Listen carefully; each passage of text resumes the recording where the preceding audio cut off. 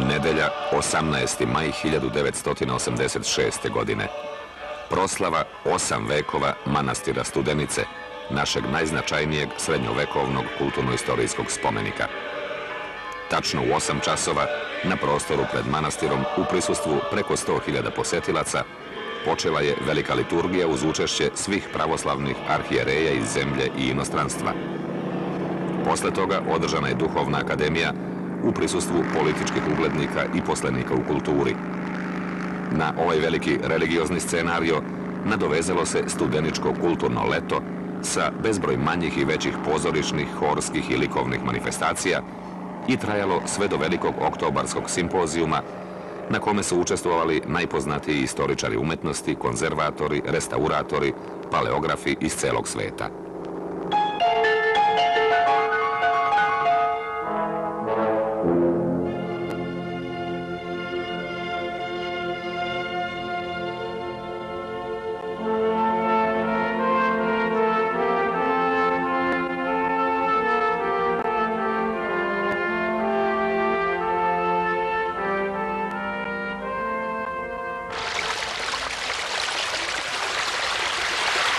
Ime Studenica dolazi vam mnogo ranije. Dolazi vam u susret najpre sa šumom, sa arijom reke koja se zove isto tako, Studenica. Kad putnik pođe od Kraljeva Ibarskom klisurom, pa od Varošice ušća krene uz brzu Studenicu, na 11. kilometru odjednom pukne pred njim taj prizor, taj bogom dani filmski total sa manastirskim kulama i bedemima, taj zamršeni kompleks crkava i konaka. I onda vidi kako je to prisojno mesto koje je jednog ovakvog dana, davne 1186. godine, raški veliki župan Stefan Nemanja izabrao za svoj večni spokoj i za svoj manastir, kao neki presto sa kojeg se nadgleda i vlada i posle smrti, stenjem, vodom i biljem.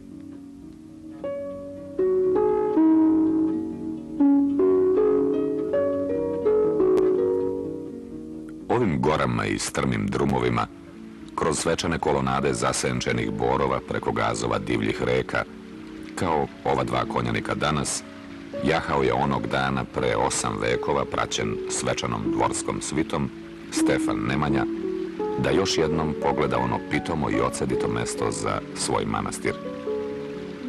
Biografi kažu da je bio dotle povratio Zetu, Hvosno i dolinu Drima, zemlje oko Peći, Sitnicu, Labi, Lipljan, Dubočicu, krajeve oko reka, Pomoravlja i Levča, oba Pilota i Patkovo.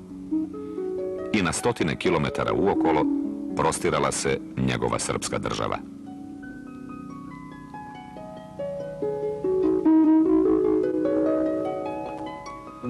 Dva slučajna konjanika koja poslužiše kao uvod u atmosferu studeničkog predela, braća su Dragiša i Dragoslav Đorić sa malim unukom Dejanom iz okolnog sela Brezova.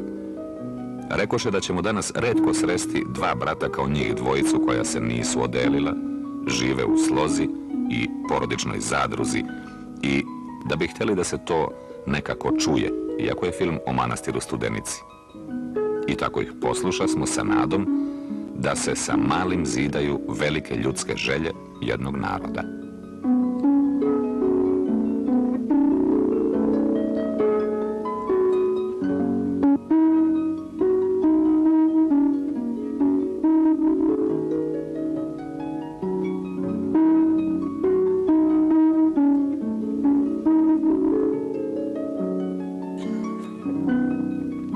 U žitiju svoga oca Sava kaže da je Nemanja ovo mesto i od ranije znao kao pusto lovište zverova i kako je, kad je lepo otaljao velike državne poslove i uspešno završio ratove u zemlji, postigao oslobođenje od Vizantije i obnovio državu svojih predaka, a onako već omudro i izašao u mir i jesen svoga života, doveo na ove tihe, skrovite padine iznad reke vešte majstore i klesare odnekud, valjda s Primorja, i započeo podizanje glavne crkve posvećene Bogorodici Dobrotvorki, a pored nje i konake i ostale zgrade za život monaha.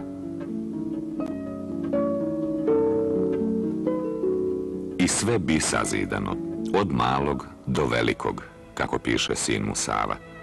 A Nemanja uz to još podari manastiru sela i imanja za izdržavanje, a crkvi ikone, časne sasude i knjige i rize i zavese i sve bi upisano u zlatopečatnu povelju koju prepisaše i na zidu crkve. I sve to u znak zahvalnosti. Zašto li je Nemanja zahvaljivao i u ime čega? Možda se sećao svojih srećnih pobjeda, možda i onih najmračnijih trenutaka posle jednog poraza. Tada je nateran da na očigled svoga naroda izdaleka prilazi na kolenima oholom, prezrivom Vizantincu pobedniku. Nemanja je ostavljao za sobom dug, krvavi trag, ali možda je već tada poraženi bio pobednik.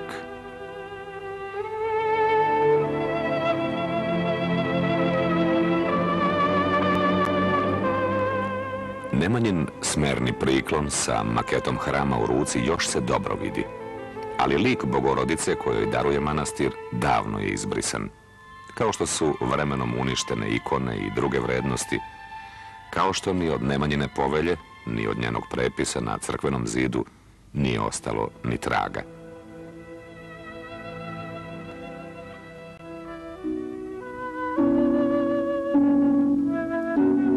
Skele koje su još stajale oko crkvenih zidova, kuckanje zidarskih čekića i povremeni sunčani odblesci na novom limu koji su polagali po krovovima, bili su očigledni svedoci da je i ovoj građevinskoj i zidarskoj sigurnosti kojoj smo se toliko divili trebalo malo pripomoći.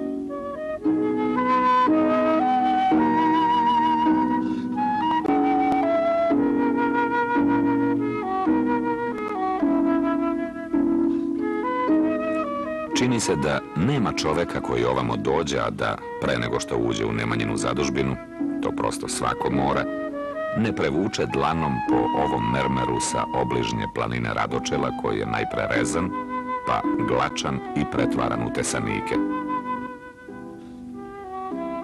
Jednostavno da kao ovaj mali gušter oseti njegovu toplotu, zagleda one dubinske, plavičaste i ćilibarske puteve minerala, da švrljajući okolo možda pronađe ugreban laički crtež ovog ornamenta, ovog cveta ili ovog preciznog crteža za kupolu koja je, eto, sa celim zdanjem odolevala vekovima i mnogim nevoljama.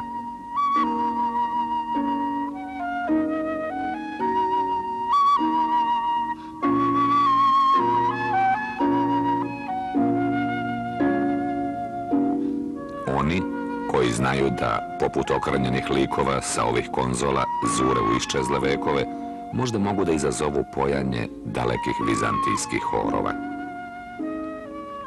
Oni pak drugi, nepoetičnije i radoznalije glave, oni koji vole da porede, pronaći će možda kako su, na primjer tamo u Evropi, u isto vreme kad i Studenica, započete velike katedrale u Kelnu, pa Notre Dame u Parizu, a završene tek sredinom 19. veka.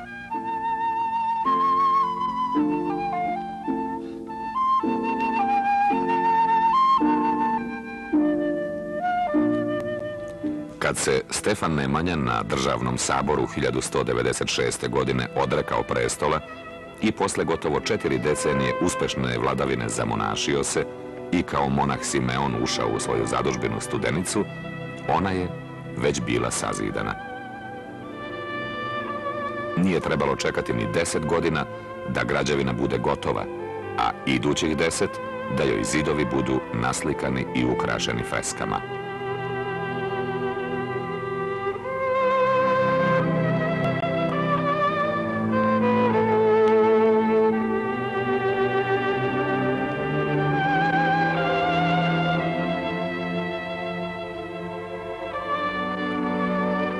Ali predavši vlast i naziv velikog župana svom srednjem sinu Stefanu, Nemanja je samo 2 godine proživeo u Studenici razmišljajući o svom ovozemaljskom kraju. Otišao je u Svetu Goru, gde se pridružio najmlađem sinu Rastku u monaštvu Savi. Vratio se u svoju najlepšu i najsjajniju zadužbinu tek posle smrti, kada je Sava preneo njegove mošti i sahranio ih u Bogorodičnoj crkvi, gde je osnivaču Studenice već bio pripremljen ovaj mermerni sarkofag.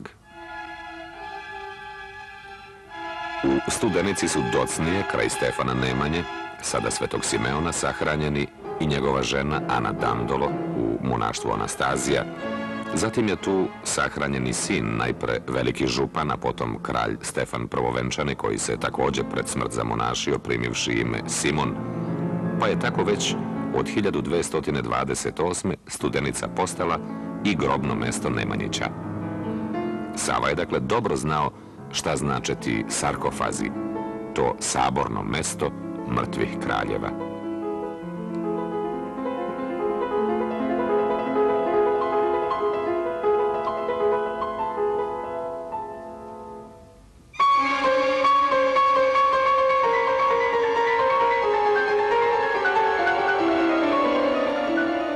Sava će posle smrti svoga oca nastaviti istim onim žarom, ali ne zakidajući i ne želeći materijalnih izdataka, da dovrši Nemanjinu zadužbinu i umetnički i ideološki. Njegova direktna briga da se očeva zadužbina oslika nalazi se zapisana visoko gore ispod kupole, gde između ostalog stoji: ovaj presveti hram prečiste vladičice naše Bogorodice sazdan bi veleslavnim velikim županom Stefanom Nemanjom godine 1208. I mene, koji ovdje radio, pomenite, Savu grešnog.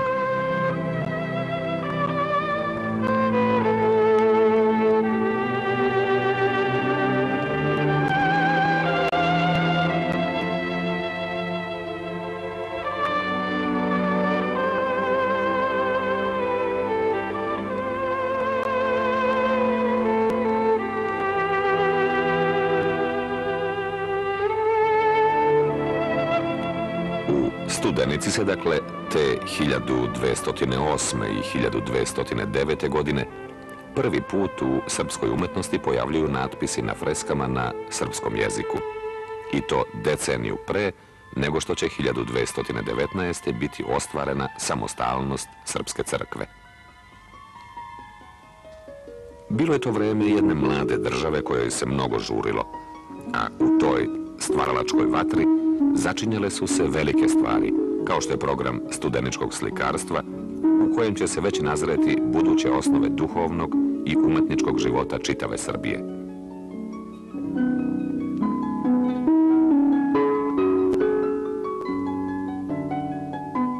Nemanjina građevina dobila je završnu siluetu, ili bolje reći produžetak, tek 1234. godine, kad joj se kralj Radoslav, Nemanjin unuk, a sin Prvovenčanog, priključio svojim ovozemaljskim darom, dogradivši uz Nemanjinu crkvu spoljnu pripratu. U njoj je bila krstionica, a dve bočne polukružne kapele dodate su na jugu i severu.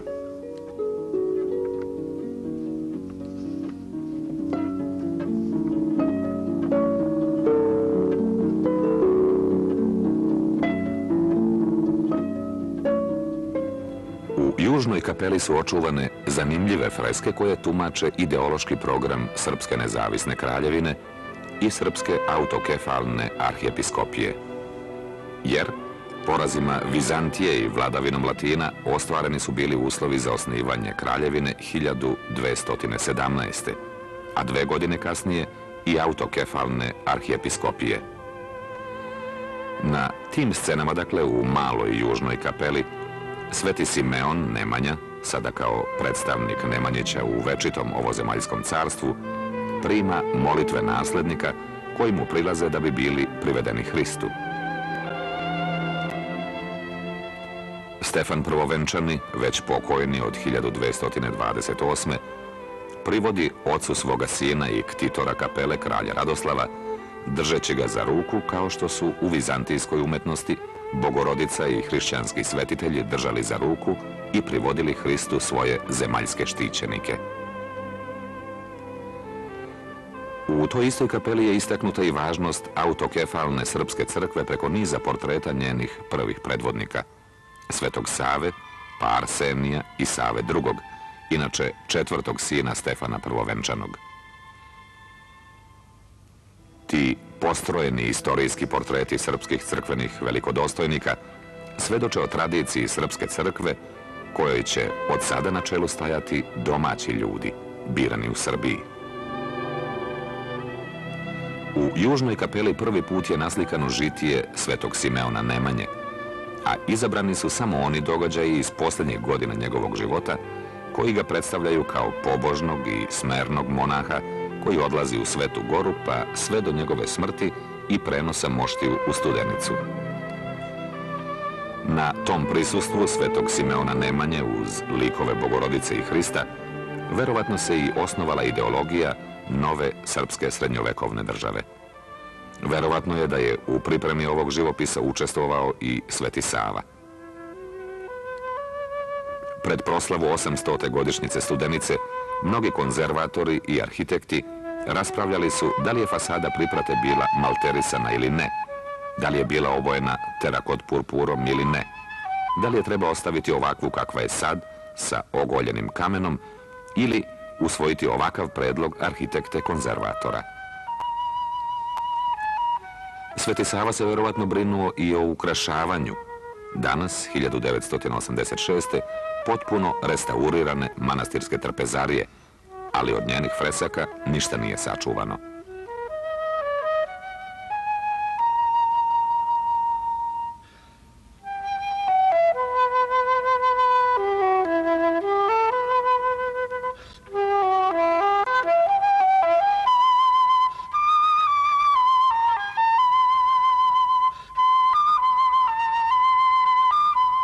Ne zna se, na primjer, ni ko je bio ktitor male kapele posvećene Svetom Nikoli, ali je njene freske izradila, smatra se, neka domaća družina slikara 30. ili 40. godina 13. veka.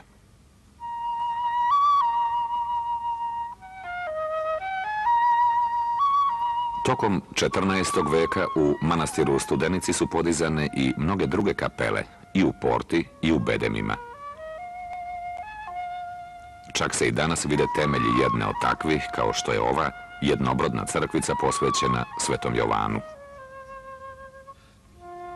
Ovaj stari bakrorez iz 1733. godine koji je patrijarh Šaka Benta naručio od nepoznatog zografa, govori nam kako je u Studeničkom manastiru tada bilo već 13 crkava. Na njoj se, iako izbarokiziran i ukrašen više onako kako ga je zograf u svojoj mašti zamišljao, pored niza kapela i crkava, ipak dobro vidi veliki pirg sa sunčanim satom, kapela Svetog Jovana Preteče i pravi kameni letopis sa pločama i napisima preminulih monaha i igumana studeničkih iza oltarske apside Milutinove crkve posvećene Joakimu i Ani.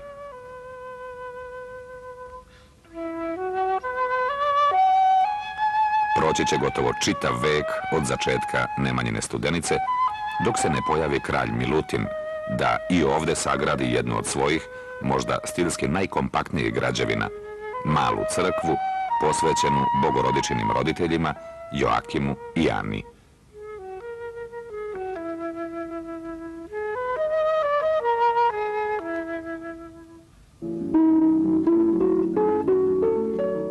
Ostali su portreti kralja Milutina i njegove mlade žene Simonide, kćeri vizantijskog imperatora Andronika II. Paleologa, a pored njih portreti Milutinovih slavnih predaka, Nemanje, Save.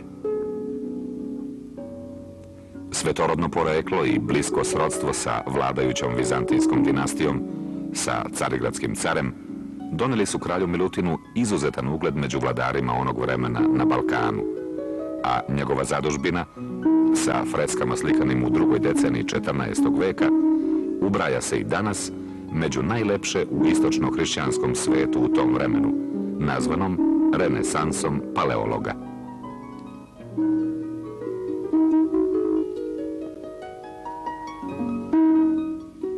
Mnogo će vode proteći Studenicom.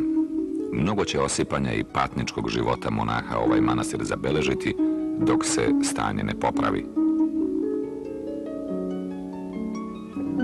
Nestankom vladara i moćnih ktitora, srpska umetnost je izgubila i imućne mecene. Odvojeni odavno od Evrope svojom verom i tradicijom, a predani uglavnom čuvanju svoga jezika i vekovnog umetničkog izražavanja, kada je islam vladao Balkanom, monasi su u srednjovekovnoj umetnosti starih spomenika nalazili i jedini izvor za obnovu slikarskog stvaralaštva. Obrazovani na slavnim delima vizantijskog i srpskog slikarstva, živopisci 16. veka, među kojima je najdarovitiji bio Longin, obnovili su freske u Bogorodičinoj crkvi u Studenici.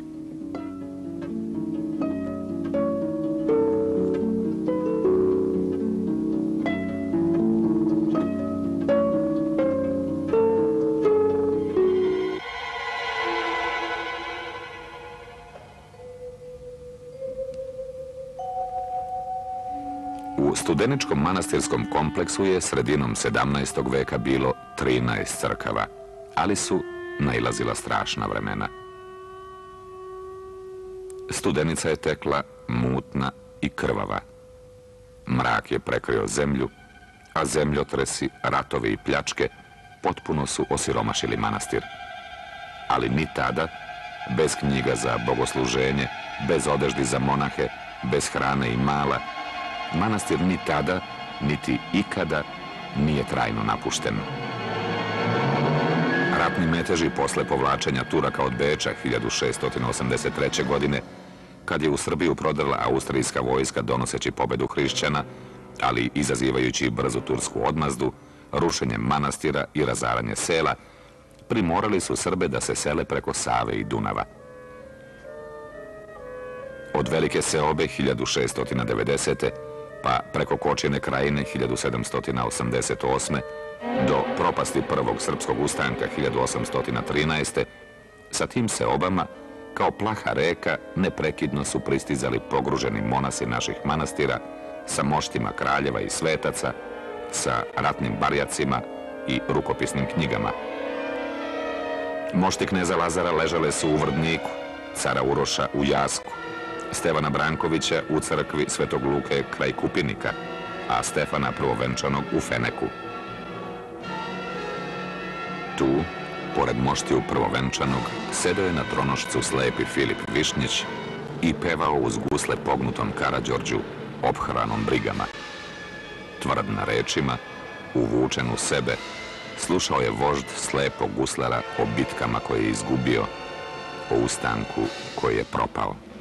Plakao je.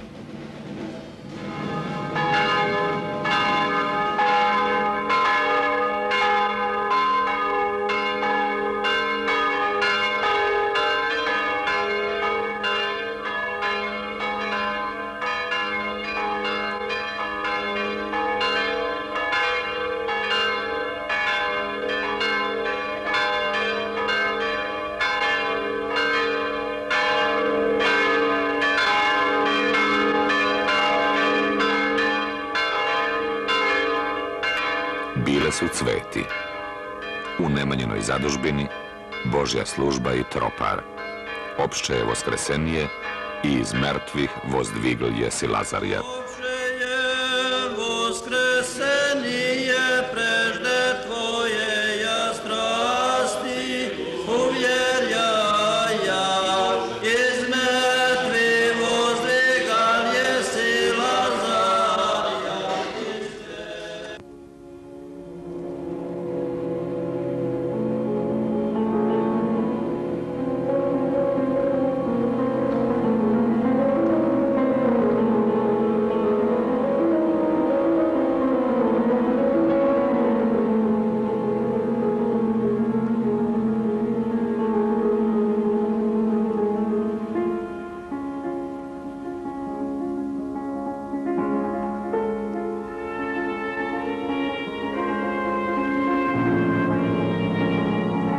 A zatim, pred pognutim glavama ovog studeničkog okolnog naroda, najsvečaniji i najradoznaliji trenutak.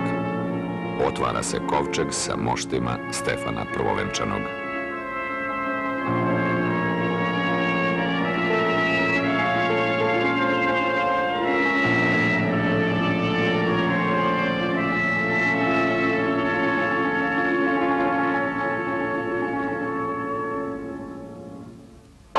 Ali, dok se vernici klanjaju moštima ovog srpskog kralja, neka naša radoznalost pođe u drugom pravcu, da se setimo beskrajnih putovanja ovog mrtvog vladara. Kada je 24. septembra 1228. umro kralj Stefan Prvovenčani, njegov brat Sava sa velikom pratnjom prenese njegovo telo iz Rasa u Studenicu i sahrani ga u Bogorodičinoj crkvi blizu oca Stefana Nemanje. Docnije su mošti Prvovenčanog prenošene u Žiču, pa vraćene u Studenicu, potom u Sopoćane, gde su bile sakrivene pod zemlju, a posle 211 godina izvađene i postavljene u crkvu. Mošti svetog kralja Stefana Prvovenčanog premeštane su 18 puta. Posle spaljivanja kostiju Svetog Save u Beogradu 1595. godine predstavljale su najveću narodnu svetinju koju su čuvali studenički monasi. Burne godine 1686. monasi su preneli Prvovenčanog u manastir Crnu Reku kod Kolašina i tu ga smestili u gotovo nepristupačnu Pećinsku crkvu. Nakon toga prenete su 1701. ponovo u Studenicu pa u Beograd. Kasnije premeštaju kovčeg Stefana Prvovenčanog još 8 puta. Krenuće još jednom iz Studenice 1915. u vreme Prvog svjetskog rata, prilikom velike neprijateljske invazije na Srbiju, i njegove mošti sakriće u manastiru Ostrogu u Crnoj Gori. Tu će mirovati sve do svršetka rata, kada će se najzad vratiti u Studenicu.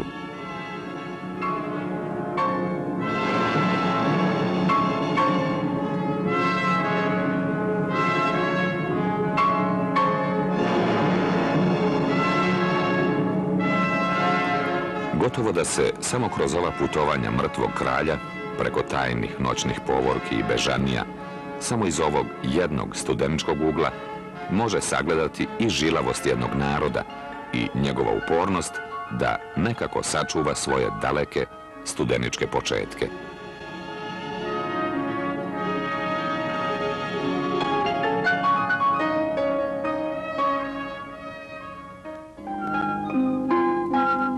U našem pohodu manastiru u Studenici bila je ovo prva emisija posvećena jednom od najznačajnijih srpskih duhovnih stožera. U sljedećoj emisiji govorit ćemo o umetničkim vrednostima jedne od najdragocenijih srednjovekovnih građevina.